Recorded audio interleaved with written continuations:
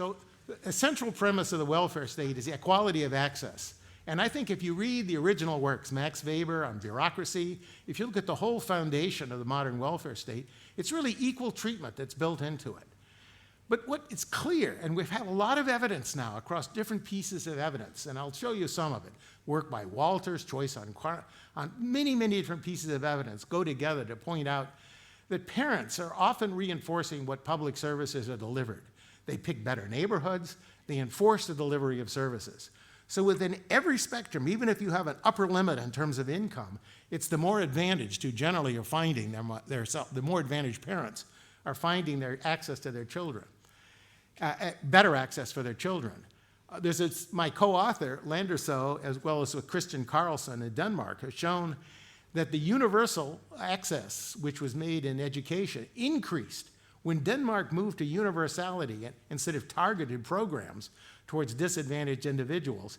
This led to a greater dependence of child's educational status on affluence and endowment of parents. And so, of course, the housing market is free in Denmark, and that leads to a lot of sorting. And the sorting is in the form of neighborhood residence quality and so forth. You can look at the embodiment. People are paying higher prices for better schools, which is what happens in the US.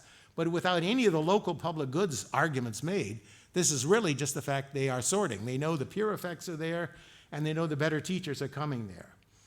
And so this purposeful selection, I think, plays a really major role. I'll try to convince you. So what we can do is we can examine a lot of things, and we can also look at lifetime measures.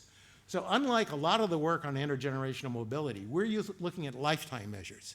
So we're taking a full life cycle perspective.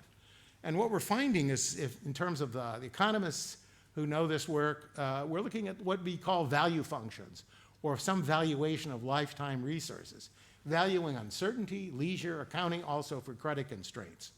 And what we can also see is that there's a huge difference in looking at lifetime IGEs than just the kind of current measures of IGEs, which frequently are looked at with income based at the mid-30s. This is now a lifetime measure, and it turns out to make a difference and create much stronger dependence.